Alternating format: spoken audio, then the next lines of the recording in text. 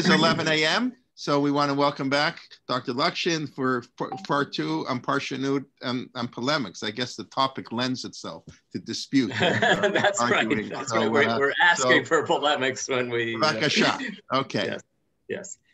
For those of you who are here in Israel, I'll wish you Chodesh Tov. It's Rosh Chodesh already here in Israel, and it will be for the rest of you very soon. And if it's Shvat, then that must mean that the winter is coming to an end, doesn't it? Tu B'Shvat is going to be here very soon. I'm going to share my screen with you. There we are. Just review a little bit now to begin with some of the questions that we raised last week. We're talking about the phenomenon of Jewish polemics against Christianity. And I quoted my teacher, David Berger, who said, in matters of exegetical detail, if you're looking at some commentary written by some Jew in whatever period, polemical motives are occasionally obvious, occasionally likely, and occasionally asserted implausibly. So sometimes it's really obvious that something is a polemic against Christianity, something written by a Jew is a polemic against Christianity. Sometimes it's possible, and sometimes people make these implausible assertions that the Jews are polemicizing against Christianity. And the more basic question that we didn't deal with last time, but I posed last time, was the question of how much did the classical rabbis and the medieval rabbis actually know about Christianity? In order to be looking for examples of them polemicizing against Christianity, then we have to ask ourselves, well, did they really know what Christianity was all about? And particularly in the beginning of Christianity, when Christianity began as a very small and not very successful Jewish sect in the land of Israel in the beginning of the 1st century. Christianity started to become successful only after Paul took the message of Jesus to the Mediterranean world. And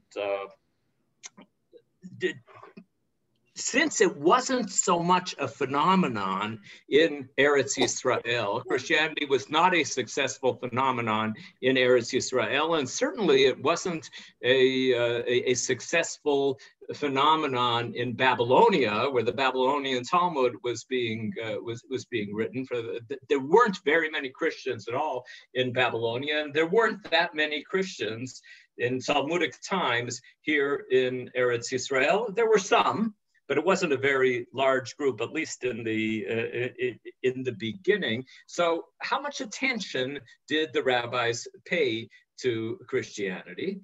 And a question that, and we'll think about that question a little bit today, and a question that we'll save to talk about on other occasions. Did the rabbis actually see Christianity as an intellectual as opposed to a physical threat? That there were periods in history, certainly, where the rabbis understood Christianity as being a physical threat to the safety of Jews, but did they also see it as an intellectual threat? Was it something that they had to be polemicizing against? Okay, we're going to begin today by looking at two Talmudic texts that appear to be talking about Jesus and probably are talking about Jesus. We'll talk about the question after we study each of these texts. If we accept the text the way it is written in the Talmud, we have the rabbis saying something about Jesus, but they're saying some pretty surprising things about Jesus, as we shall see in these two Talmudic texts. I put in red here the part of the Talmudic text that is not found in the old censored manuscripts. Jews who lived in Christian countries cut away, or the censors cut away from the Talmud this passage, the part of the passage that is in red. And any Talmud that was printed in a Christian country after the invention of the printing press until the 20th century did not have this section in it. But we also have many Talmudic manuscripts from Muslim countries. And of course, there was no problem in a Muslim country writing things that were not complementary to Christianity. So the text survived in those manuscripts. Okay, I didn't give you an English translation of the text, but we'll walk through it slowly in the Hebrew and the Aramaic here, and I'll translate it as we go. So the text begins. This part is in black in front of you, and so that you will find in any standard Talmud in Tractate Sanhedrin, page 107b. Tanu Rabbanan, the rabbis taught, Le'olam tehei smol docha v'yamin mikarevet. If you push somebody away with your left hand, you should also try to bring them closer to you with your right hand. So if you're chastising somebody, it's okay to chastise in certain circumstances, but you don't want to push somebody away too far. You have to find a gentle way of chastising. And of course, the understanding here is that most people are right-handed. And so if you're pushing somebody away with your left hand and you're bringing them close to you with your right hand, that means that the attempt to bring them close to you is the stronger attempt. And the Talmud continues, Lo ke'elisha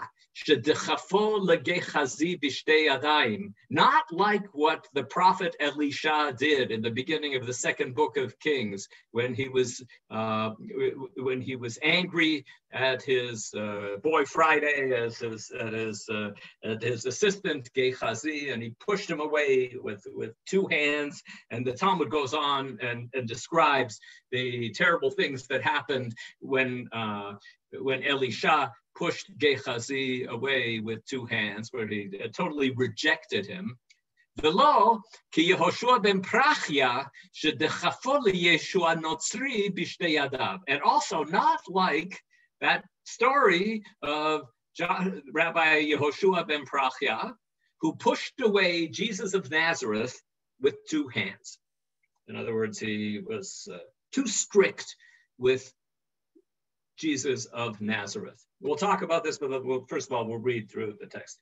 Yehoshua ben Prachya Maihi. So the three dots there they tell the story of Elisha and Gehazi. You could go and read that in the Talmud if you're interested. That's not our topic here. What is the story, though, of Yehoshua ben Prachya? Kidekatlinu yanai malka lerabanan azal Yehoshua ben Prachya v'yeshu la'Alexandria shel Mitzrayim. When King Alexander Yanai, who was a supporter, historians say, of the Sadducees, and so he started killing the rabbis who were Pharisees. He sided with the Sadducees in the conflict between the Sadducees and the Pharisees. The Sadducees and the Pharisees are two groups, rival groups of Jews here in Eretz Yisrael. In the first century before the Common Era and in the first century of the Common Era. So he was this Maccabean king, this Hasmonean king, Alexander Yanai, was killing rabbis. Azal Yehoshua ben Prachya v'yeshu la'Alexandria shel Mitzrayim. So Joshua ben Prachya and his student, Yeshu, went to, it doesn't say here a student, but from the continuation of the story, it is clear that Yeshu, Jesus, is the student of Yehoshua ben Prachya. They went to Alexandria in Egypt. Ki havashlama shlach le Shimon ben Shetach. When the riots stopped, when the massacres of rabbis stopped, when it was safe to come back, Shimon ben Shetach, who was another rabbi, who was also one of the rabbi class, one of the Pharisees, Shimon ben Shetach sent a message to Yoshua ben Prachia that it was safe to come back. The reason that Shimon ben Shetach did not have to run away to Alexandria is because he was King Yanai's brother-in-law. So he was able to stay in the land. It was he kind of assumed that his brother-in-law wouldn't kill him. But then when he saw that it was safe for the other rabbis to come back, he sent a message to Joshua ben Prachia and Jesus that it was safe to come back to Eretz Yisrael. I'll just point out for those of you who are following along in the original, most of this text here is in Aramaic and it is not in Hebrew. One of the ways of dating a text in the Talmud, it's hard to know precisely when any Talmudic text was written, but it's generally assumed that the older the text is, the more likely that the text will be written in Hebrew, and that if it's written in Aramaic, it's later. So later meaning perhaps like in the 3rd century or perhaps later than that. Ki hava shlama, shlach le Shimon ben Shetach, when it was safe, Shimon ben Shetach said, and I left out the message that he sent, Kam ata v'drame le hahu ushpiza. So Yoshua ben Prachia and Yeshu, Jesus, got up and they started coming back from Egypt to Eretz Yisrael, and they happened upon a certain ushpiza. So the word ushpiza here, I think that in my understanding of this text, there's a kind of ambiguity here. The word ushpiza could just mean an inn, I-N-N, but it could also mean an innkeeper. So they came upon a certain ushpiza. Avdule yakara tuva, and in this inn, they gave quite a nice reception to Joshua ben Prachia and to Jesus. Amar, and so Joshua ben Prachia said to his student, he said, Kama yafa achsanya zo. What a nice inn this is. What a nice hotel this is. But again, it is possible to understand that line as meaning, what a nice innkeeper, female innkeeper we have here. Amarle, Jesus said to him, Rabbi, eineha terutot. He turned to his teacher and he said, well, actually, the innkeeper, she's got crooked eyes or weak eyes, or so, he says something insulting about the innkeeper. And it's possible that there's just a misunderstanding here, that Yeshu thought that his teacher was commenting on the beauty of the innkeeper when actually he was talking about the inn. And so he says, well, actually, I've seen more beautiful women than this. Amar le, Yoshua said to him, Rasha, the chachatao, say that's you evil person. You're worrying about something like this, about about what her eyes looks like. Apik arba mea shipure v'shamte. He sounded 400 blasts of the shofar, and he put him into cherem for saying something like this. This is an overly strict, that's the theme here is don't be an overly strict teacher. If your student misbehaves, don't be overly strict. And here's the example of Yoshua ben Prachia being overly strict. Atalakame kama zimnin, a few times Jesus came to Yoshua ben Prachia, Amar le kablan, accept me back. You know, he came to apologize for this and allow me to come back and be your student. Lo have kamashkach, but he didn't pay any attention to him. He really wanted to punish him for this inappropriate comment. Yom achad, one day, have a kakari kriyat shma. One day, Yoshua ben Prachia was in the middle of davening. He was reading the Shema. Atal lekameh, and Jesus walked in there, Yeshu walked in there, again, to ask to be reinstated as a student of Joshua ben Prachia. Savar lekabule, and Joshua ben Prachia said, you know, I've been hard enough on him. Maybe I'll let him back in now. I'll accept him back. Achvele biyadeh. But since he was in the middle of davening, he made a gesture with him. Maybe he went like this, which here in this country means just wait a minute. He tried to give him some gesture with his hand to tell him to wait until he finished davening. Hu savar, but Jesus thought nidchadachile. He thought that his teacher was still angry at him, and he was giving him the signal, get out of here. So azal zakaf levinta v'hishtachava la. So he went and he set up a statue and he bowed down to this statue. When his teacher saw this, Amarle, the teacher said to him, Hadar b'cha, repent. Amarle, and Jesus answered him, Kach mekublani mimcha, but I can't repent. You have taught me, teacher, Kol hachoteh umachti et harabim ein maspikim biado la'asot tshuva. There's a list. Rambam has a list in laws of tshuva and the laws of repentance of what people cannot do tshuva. And one of the ones on the list is anyone who sins and causes others to sin, as someone who leads a rebellion against Judaism or something like this, will not be given the opportunity to do tshuva. V'amarmar, and we have learned, Yeshu kishef v'hesit v'hidiach et Yisrael. And since Jesus was guilty of sorcery and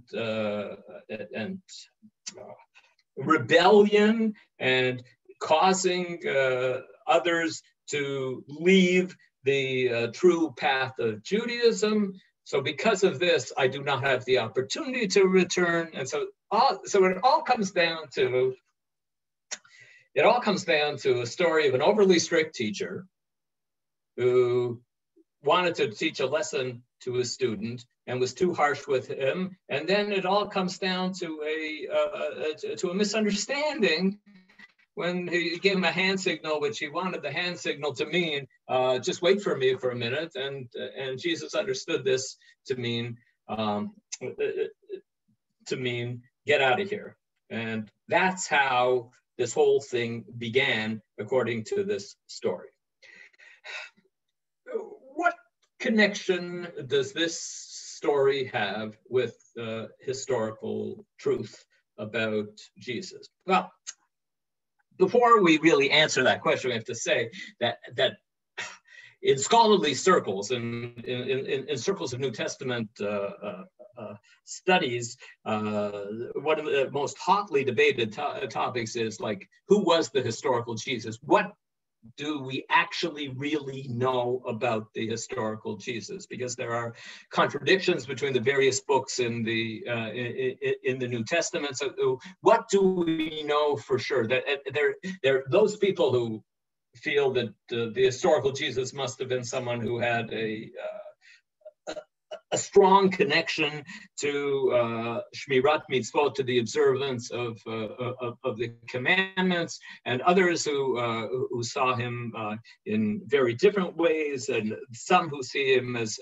possibly have been strongly influenced by the Essenes who lived near the Dead Sea. All of this is controversial in scholarly circles.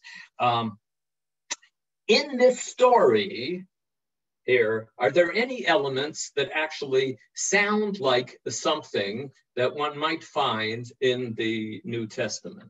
Yeah, there are elements here that have a certain overlap with some of the things that we find in the New Testament. I give you two passages here from Matthew.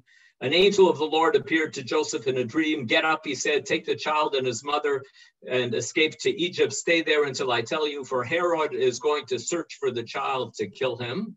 This isn't about King Yanai, but this is King Herod who's going to be looking for the child to kill the child. So you should run away to Egypt. After Herod died, an angel of the Lord appeared in a dream to Joseph in Egypt and said, get up, take the child and his mother and go back to the land of Israel, for those who were trying to take the child's life are dead. there's an obvious allusion here in this passage in the New Testament to last week's Torah portion, Kimetu kol ha'anashim hamevakshim et nafshecha, when Moses is told that it's safe to go back to Egypt because those who are trying to take the child's life are dead. So there is a story in the New Testament about Jesus as a child going to Egypt because it wasn't safe to be in Eretz Yisrael, and then coming back to Eretz Yisrael. Okay, so that's one element in that story that can find some support in the New Testament. And the fact that at the end of that story, it says, Yeshu kishef v'hisit v'hidiach, Jesus was a sorcerer. This is a common claim that you can find in the New Testament, that the rabbis said that Jesus was practicing magic, was practicing black magic. I just gave you one of many examples from the New Testament, from the 12th chapter of Matthew. Then a blind and dumb demoniac was brought to him, and he healed him so that the dumb man spoke and saw, and all the people were amazed and said, can this be the son of David? Somebody can do something like this. This must be the son of David. But when the Pharisees heard it, when the rabbis heard it, they said, it is only by Baal Zevul, the prince of demons, that this man casts out demons. So the miracle working that is attributed to Jesus in the New Testament, it is made clear at a number of spots in the New Testament that the rabbis saw Jesus actually as practicing sorcery, magic, black magic, and that was their accusation. So those are two elements in this story that find like some support in the New Testament accounts of Jesus. However, some of you perhaps know, even before I say this, there's a giant problem with the story, which is that King Alexander Yanai died in the year 76 before the Common Era. And so this text, there are, I guess in theory, there are three possibilities about how to understand this, this text. Possibility number one, the rabbis don't even know when Jesus lived. The rabbis who wrote this story think that Jesus of Nazareth was a student of Yehoshua ben Prachia and who lived about 100 years before the Jesus that we know from the New Testament lived. That's possibility number one. Possibility number two is that, of course, there's a theoretical possibility that the New Testament is wrong and that all those sources are wrong, and actually Jesus of Nazareth lived 100 years beforehand. I don't think that that's a very likely story. And the third possibility is that this story in the Talmud, this has been argued by a number of people. Some of them were arguing it just because, just kind of to protect Judaism, but others, I think, were arguing, seriously believed that this story was about a different Jesus, and that there were a lot of people named Jesus. That name Yeshua, Yeshu is just a short form of the name Yeshua. And Yeshua is the rabbinic Hebrew form of the word Yehoshua. There are a lot of rabbis named Yehoshua, a lot of Jews named Yehoshua. And 2,000 years ago, people used to slur a hey, the letter hey, when it appeared between vowels.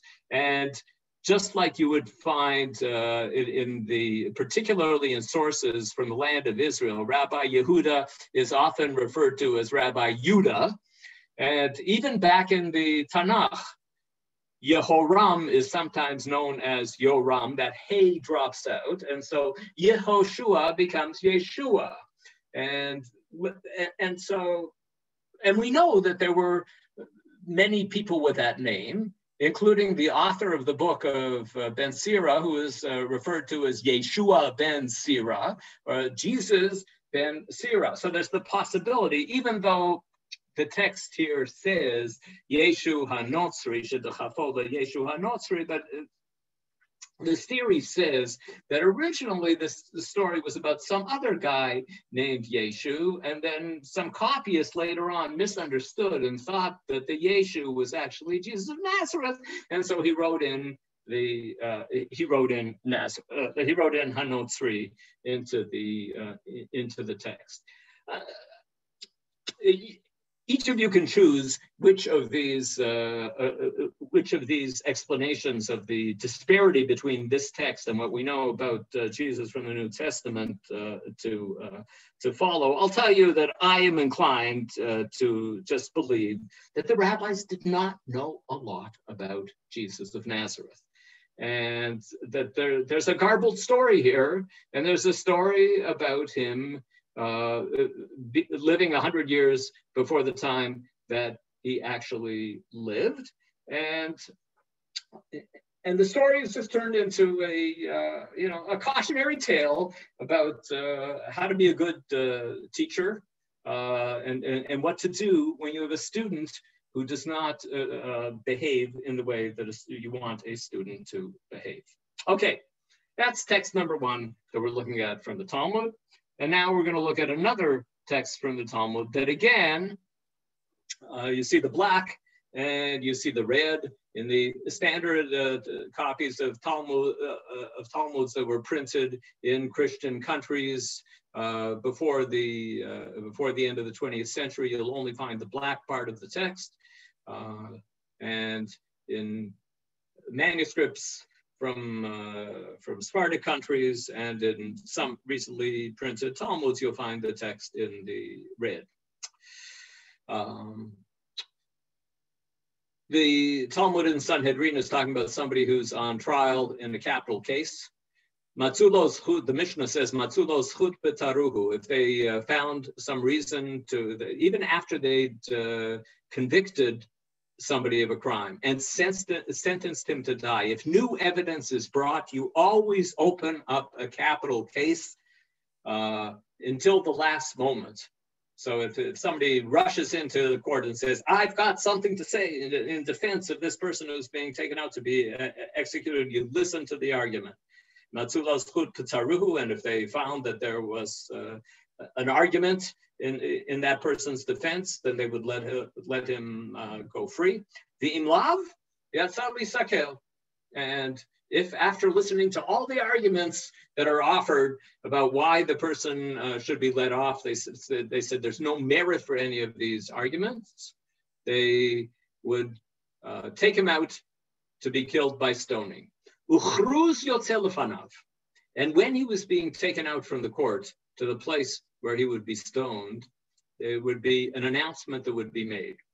Ish ploni ben ploni yotze lisakel al sha'avar avera plonit. So-and-so, the son of so-and-so, is being taken out to be killed by stoning because he committed such and such a capital offense. Ufloni edav.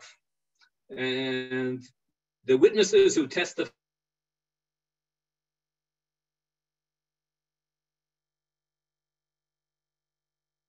no sound. Okay, I was wondering if it was just me or okay. Well, hopefully we'll get back soon. Rabbi? Oh. Okay, we lost it for about 20 seconds. With the last 20 seconds or so, we didn't have sound. Okay. How far did I get through the Mishnah? Can you hear me now? Yeah, you said basically the last minute somebody can come and will accept the evidence at the last moment. And then I'm not sure the following sentence you said. Okay. And they made it was being gone again. And who the witnesses were was also being made clear so that somebody could come and. Okay, we keep losing you, but he probably can't hear us while I say this. Okay. Do you know that you're lost? I'm sure he doesn't, but we'll let him know, or maybe he does know. Put it in the chat to him. Yeah. I don't know if he'll see it, but fine. Are you back?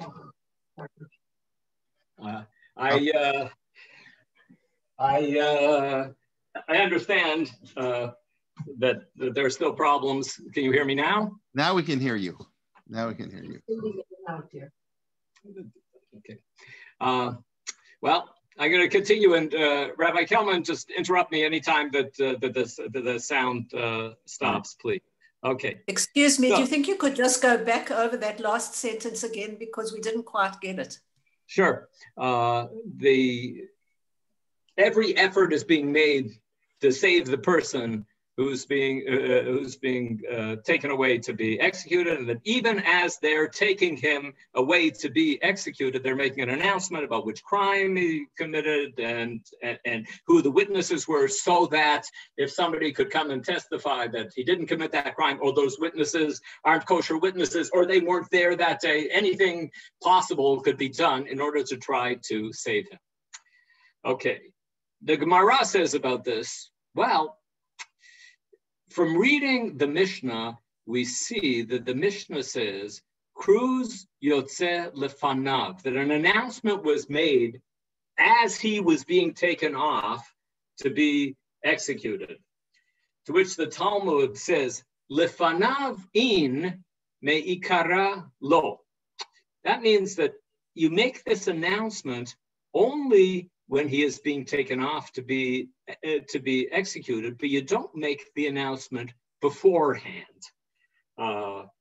You don't go looking beforehand, making these announcements. There's a capital crime going on here beforehand. And then the Talmud says, V'hatanya, but we actually learned of a case where they did make the announcement ahead of time. And what was the case? Be'erev ha'pesach tila'uhu leyeshu ha'notzri. On the eve of Passover, they hanged or impaled, or maybe even crucified, Jesus of Nazareth. V'hakruz yotze lefanav 40 yom kodem shehu yotze lisakel al shekishef v'hesit v'hidiach et Yisrael. Okay, when they hanged Jesus, before that, for 40 days, they were making an announcement saying, Jesus is going out to be stoned. It's shifted from hanging him to stoning him, but actually hanging in the rabbinic system is something that's done after somebody is stoned. It's not a way of putting somebody to death. It's a way of displaying the body for a short time after the person has been killed in another method. So an announcement was made for 40 days that he is going out to be stoned because shekishef v'hisit v'hediach et Yisrael, the same phrase that we saw in the last Talmudic test, because he was a sorcerer who misled Jews through the sorcery that he performed. Kol mi sheyodea lo zchut yavo v'yelamed alav. And the announcement was made, if anybody knows anything that can be said in defense of Jesus of Nazareth should come and should speak in his defense. Sorry, sir. Can I ask, where do you read this? Is it in the text? Yes, it's in the text here. I'm just reading through the text and translating the text. Which line, please, because I'm not able to follow. Okay. I was reading the fourth last line here. Kol mi sheyodea lo zchut yavo v'yelamed alav. Anybody who knows something to say in his defense should come and testify in his defense. V'lo matzu lo zchut, but nobody came, or if anybody came, they didn't have any arguments with any merit. Please, Maybe if you use your pointer, that will help people who have trouble following. Right. Just what they're saying, you can, if you highlight what you're reading, if people will be able to see it, right. I'm not so sure that it's all that easy for me to highlight it in this. No, that's good. It's fine. Just use your cursor. Yes. That's okay, fine. I'll just use the cursor. Right. And then they hanged him on the eve of the Passover. Okay, so that's the text that they quote.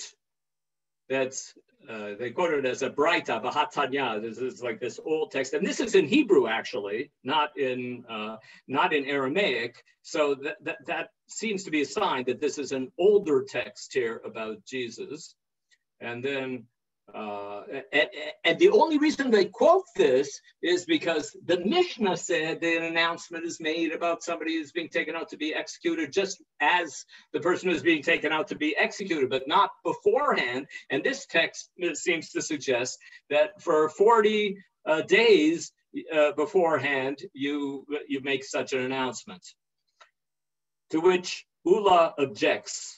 Amar Ula, the Tizbara, does this make any sense? Does this text make any sense? Bar hafuchi zchutu, that they'd be looking to say something in defense of Jesus of Nazareth. Nesitu, he is somebody who misleads and causes people to worship idolatry. That's a category of it's called the Mesite. And there's a rule that says, V'rachmanamar, and the Torah taught us, Lo tachmol v'lo techaseh alav.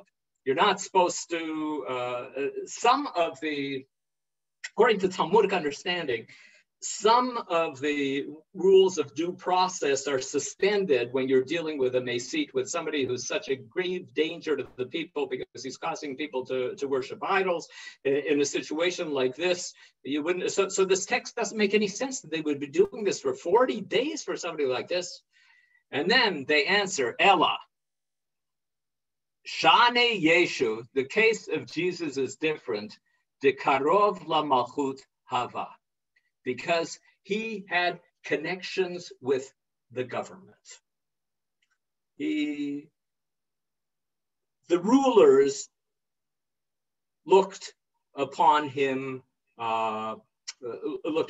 favorably, and so he had to be given this special treatment of waiting for 40 days before he could be executed. Okay, there's a lot to say about this text, but before we say all of the problems that this text has, I'll just show you. This is a very old Yemenite Talmudic manuscript where you can see this section is here. And it's interesting that whoever the copyist was in Yemen thought that this line was a very important line, and he wrote it in bigger letters. You see the kind of bold, larger letters in the middle of the text where it says, on the eve of Passover, they hanged Yeshu HaNotzri, Jesus of Nazareth. And they even spelt Yeshu here with an ayin, which Jews don't generally do, but that is the proper way of spelling Jesus' name in Hebrew. So before we talk about all the problems in this text, just point out that there is one opinion in the Gospel of John that Jesus was actually executed on the eve of Passover. There's a conflict between what it says in Matthew, Mark, and Luke. In Matthew, Mark, and Luke, it's very clear that the Last Supper, the night before Jesus was killed, was the Seder night, and so that has him being killed on the first day of Passover. But in the Gospel of John, you see in verse 14 here, it was the day of the preparation of the Passover, and it was about noon. In other words, John is saying this because he wants Jesus to be the Korban Pesach. The Korban Pesach, the Paschal sacrifice, is offered on the eve of Passover at about noon, and so John emphasizes the fact that the crucifixion is taking place on the eve of Passover. Okay, so that one fact, in quotation marks, about Jesus is reflected in this text, but this is a totally amazing text, totally shocking text, because the text here is suggesting that Jesus was put to death by the rabbis through a process of a trial that was conducted by Jews and not by the Romans. And even in the New Testament texts that apply a lot of blame to the Jews for the crucifixion, it's never suggested in the New Testament that the rabbis actually were the ones who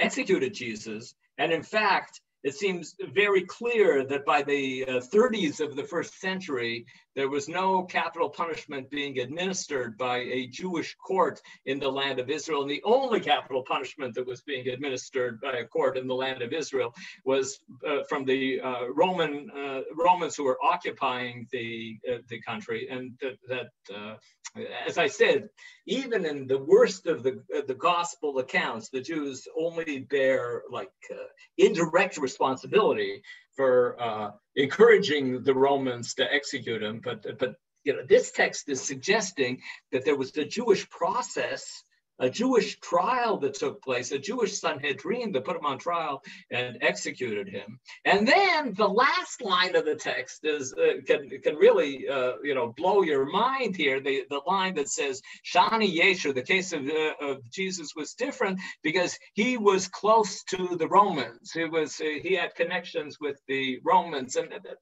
we have no reason at all to believe that was the case.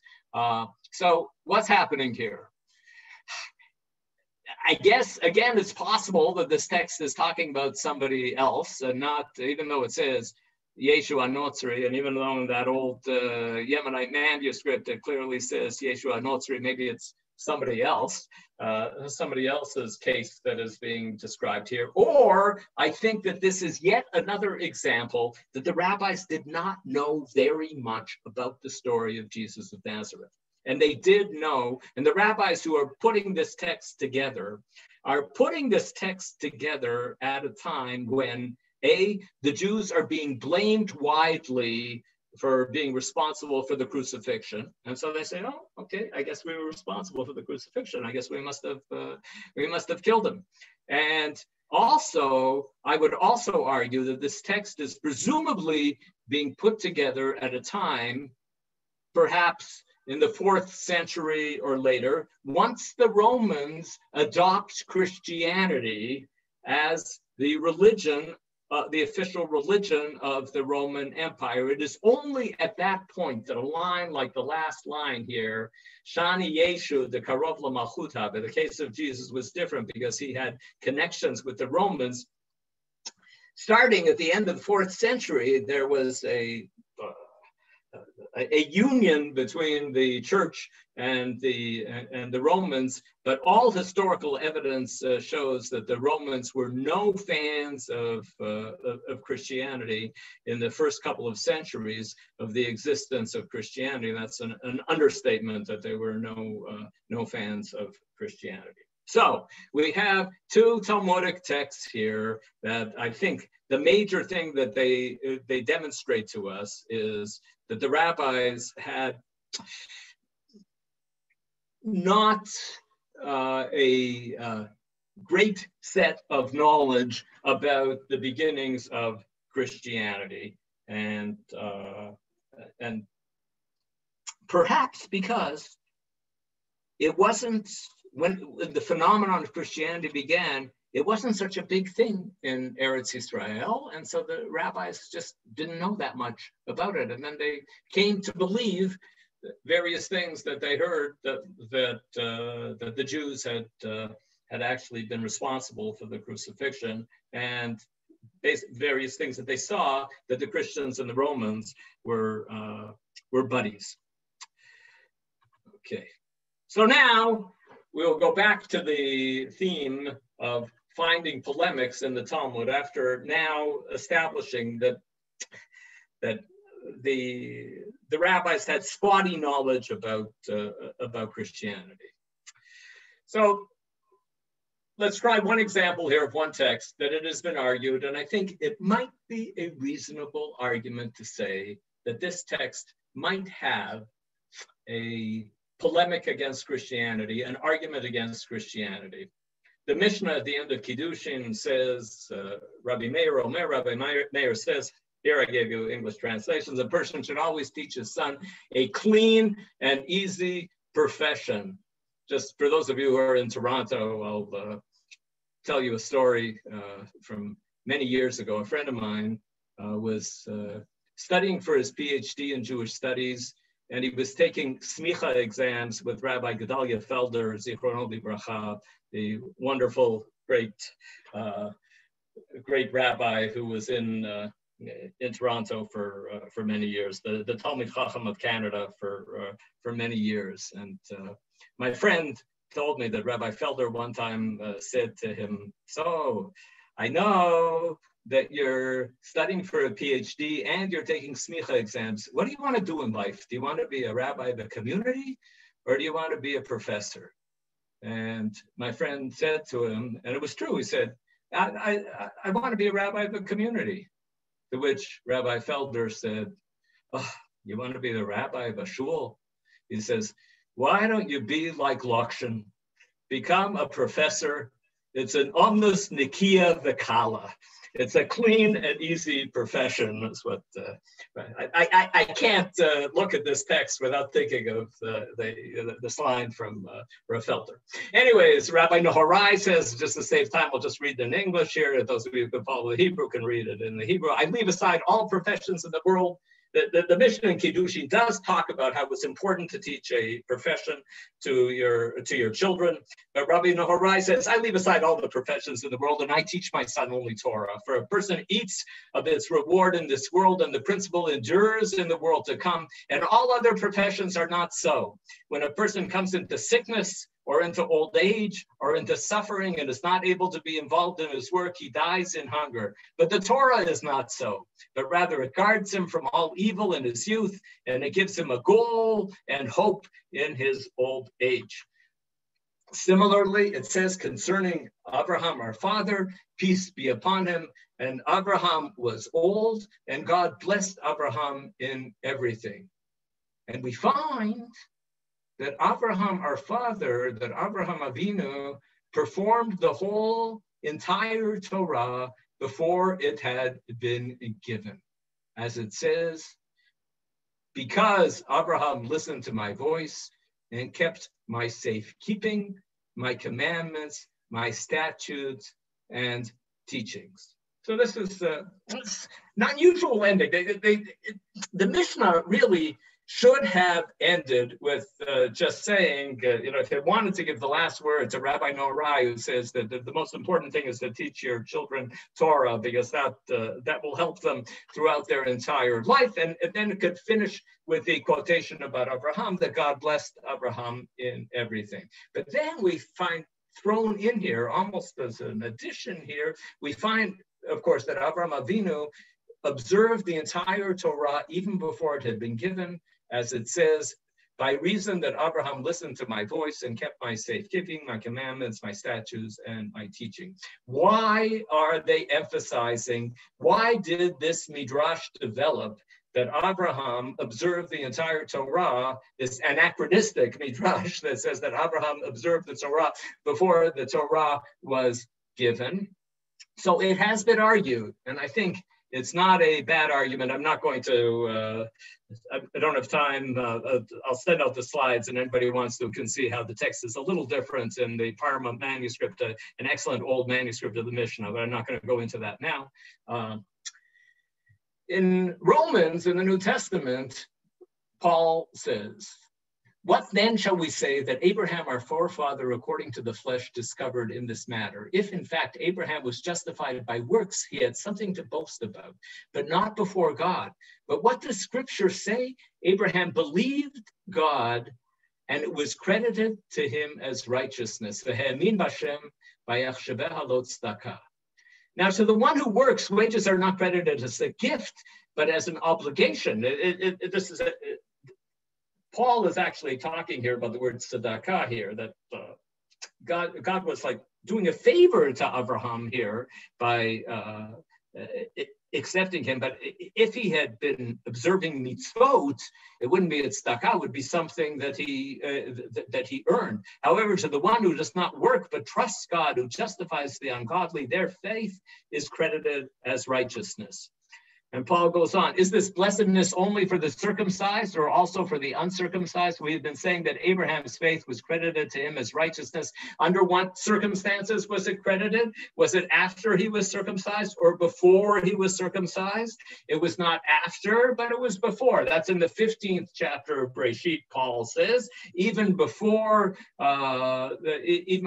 was commanded about Brit Milah, you see that you can become a tzaddik, that you can become righteous without any mitzvot. And you receive circumcision as a sign, a seal of the righteousness that he had by faith while he was still uncircumcised. I think that it's a common argument, and I think it's a reasonable argument to say that there are kind of warring interpretations about Abraham, with Paul arguing that Abraham is the knight of faith, the person who became righteous only through faith. And that's what it means when it says here, V'ha'amin b'Hashem v'yachshaveha lo tzedakah. It's only based on his emunah. It is only based on his belief in God that he became a tzaddik, that he became considered righteous. And the rabbis, maybe they've heard that argument.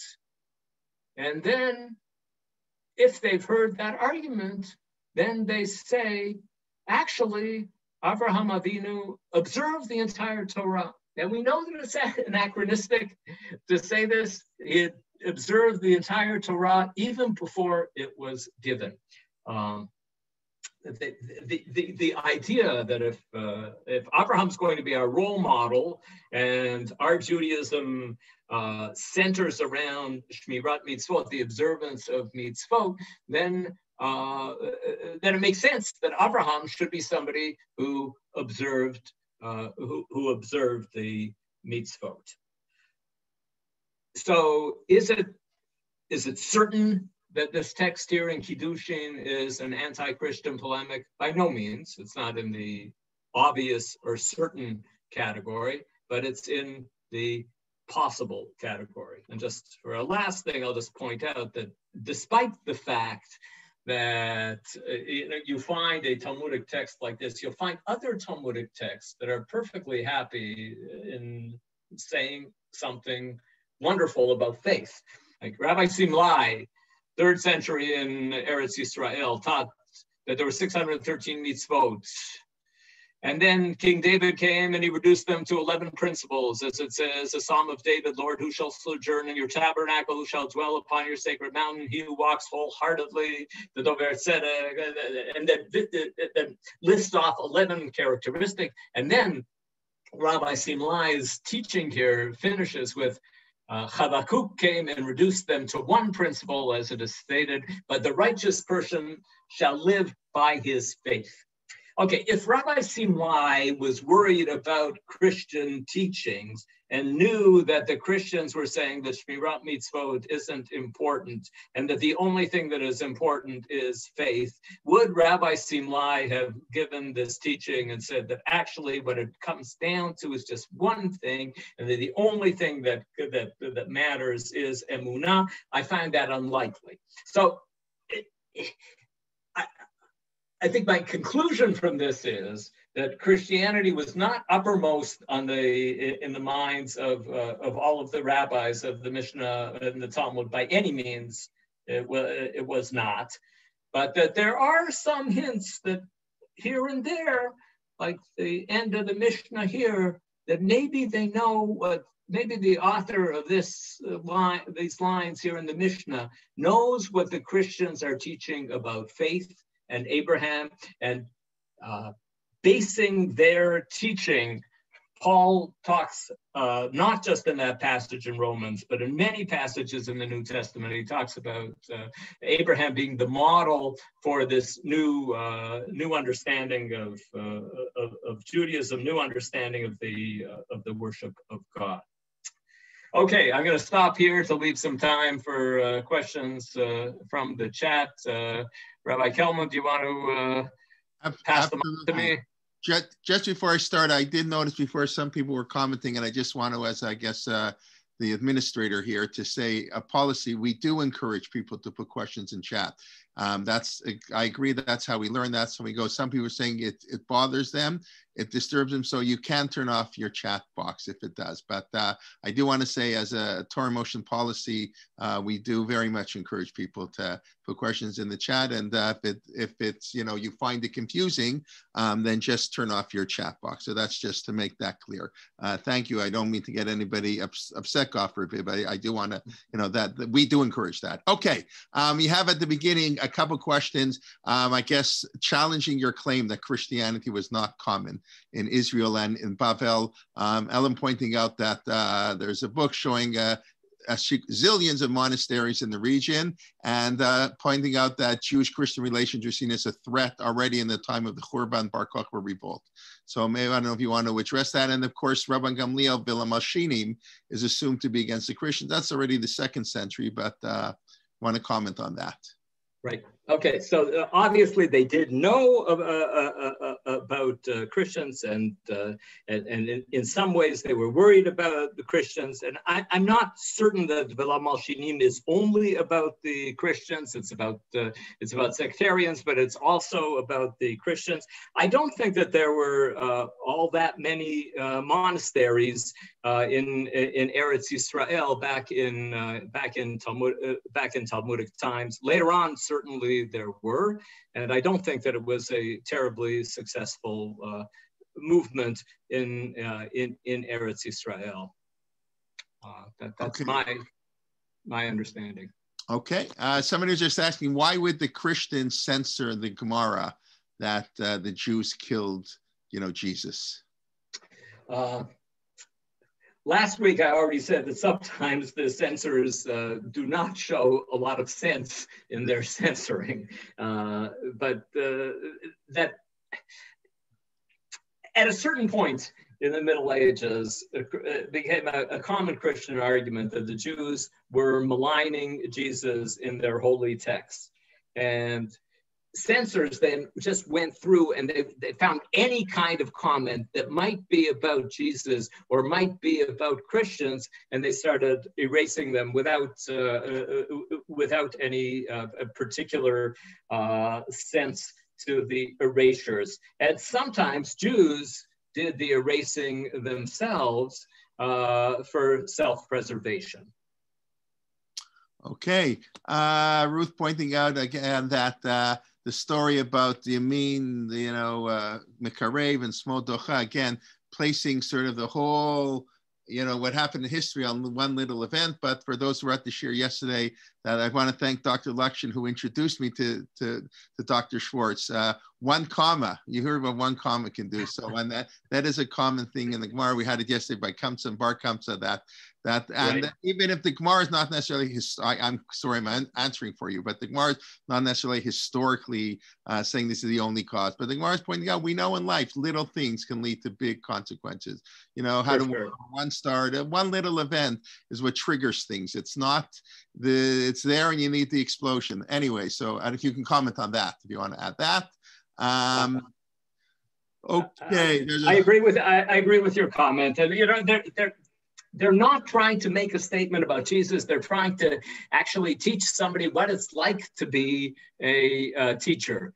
When you're a teacher, this is what you do when you're a teacher. That you shouldn't be overly. It's just an excuse for teaching us teachers what it is that we should be, how we should be relating to students who fall a little bit short. I think there was a question, now I don't see it.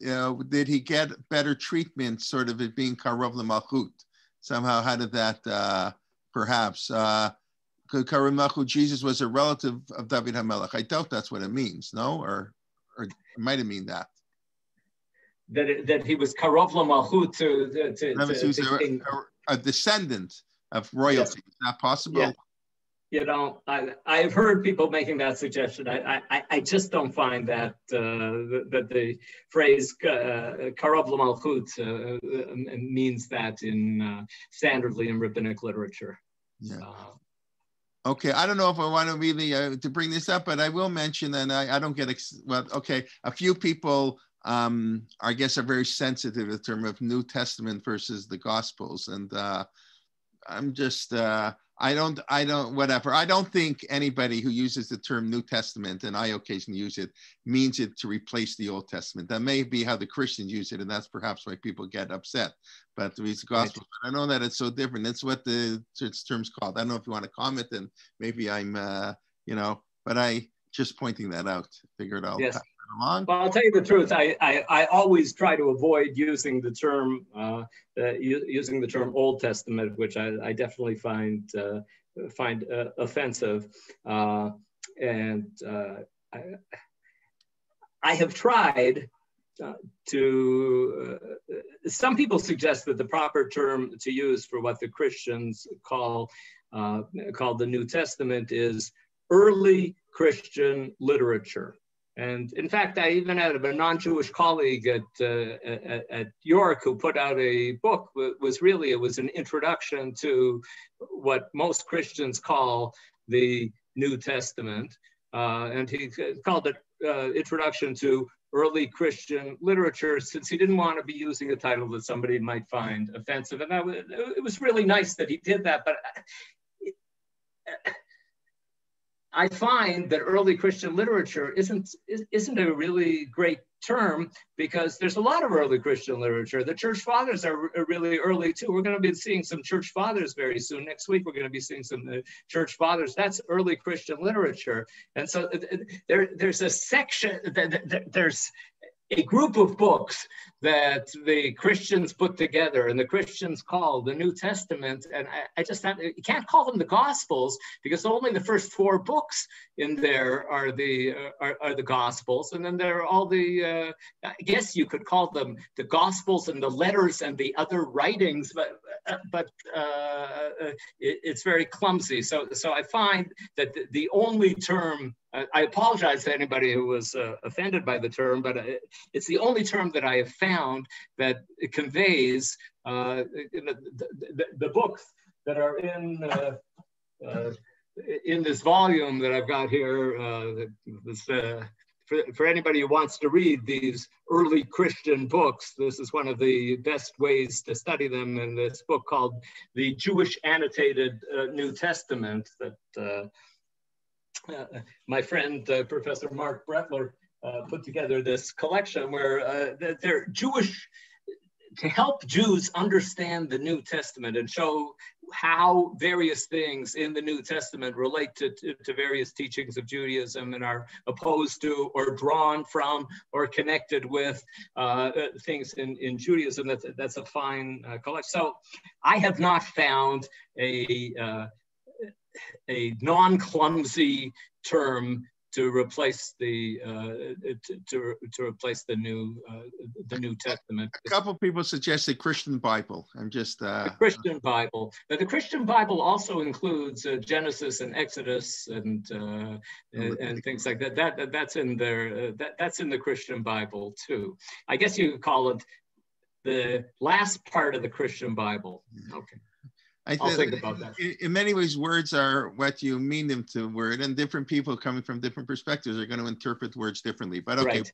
We'll leave it at that. I just find your story on Rabbi Felder, who of course all in Toronto. I mean, our family had a very close personal. I don't know if you know, he lived in my father's home when he came to Toronto. He taught my father Hilchot Tefillin. He was very close to my uncle, who spoke at his funeral. Our family is very close to Rabbi Felder, but it's a little bit of the grass is greener on the other side. It's hard to say that academia. I don't think academics will tell you that academia is color. Like everybody looks. So as a rabbi, what do you want to be a rabbi? The Narishkeit you got to put up with, but everybody. So I think it's an even cuter story than you had meant it to be. Yeah, all this and all of life. There's it's hard to find Kalav in the Kiyan, especially in today's world with this. For those who don't live in Israel, especially, you got to pay for day school tuition, got to get a job, whatever. That's a whole other story. Anyways, okay. I think someone was just asking how old was Jesus in that story in Sanhedrin when they pushed him away. Yeah, I mean, obviously, I don't think there's any way of knowing, but. Right. There's no way of knowing. Last week, I mentioned that Christians generally say that Jesus' mission began when he was 30 years old. And so if you wanted to connect that together with what Christians say about Jesus' mission, then I guess he wouldn't have been such a young man, according to that understanding. But it's anachronistic. This is taking place before the death of King Alexander Yanai, who died in 76 BCE. By the way,